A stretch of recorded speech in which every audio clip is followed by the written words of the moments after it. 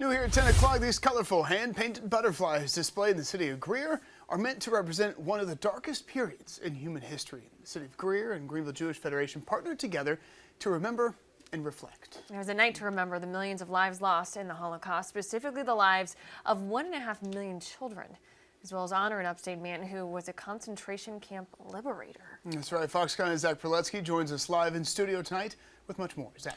Well, Justin and Tori, the Holocaust Remembrance Day of Yom HaShoah, which was Tuesday, is all about remembering the 6 million Jewish lives that were lost in the Holocaust, as well as the survivors and liberators. Now, across the world from where the Holocaust took place, the city of Greer honored one of their own who was a liberator. Each one of these painted ceramic butterflies, the reminder of a dark past. As you're looking through the colors, a tragic event, the worst possible scenario within our history of genocide of a population occurred in the Holocaust. But by educating and by having these installations, you can see that there's beauty in talking about it to make sure that it never happens again. The city of Greer and the Greenville Jewish Federation have partnered together to participate in the Butterfly Project, a worldwide movement with the goal of creating 1.5 million unique butterflies, each representing a child killed in the Holocaust.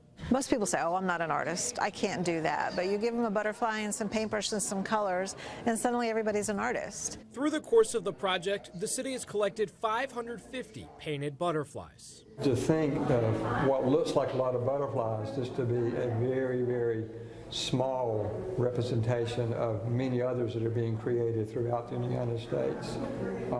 It's overwhelming. His selfless service to his fellow men. Half a world away from where he was born, Greer native Horace Berry was part of a unit that liberated 15,000 people from a concentration camp in Austria.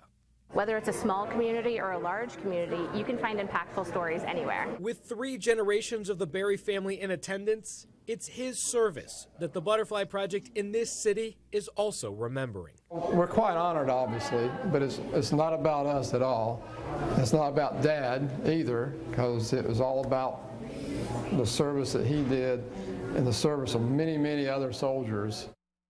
Now, the city of Greer is planning on taking each of those butterflies that was created and turning it into a public art installation that will be placed in the Butterfly Garden outside of the Center for the Arts later this year. Now, also at the event last night, a special screening of Beloved Children of the Holocaust.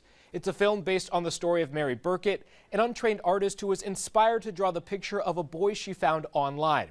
That boy turned out to be a 5-year-old victim of the Holocaust. We spoke with Mary about why telling stories from that time are so important.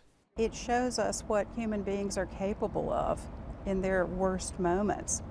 And I think that we have to guard against that. We have to teach our children to be upstanders. We have to talk about human decency and human dignity. Now, Mary has been invited to display some of those portraits you saw in a special reception of Congress next week. For now, reporting, Zach Perletsky, Fox Carolina News.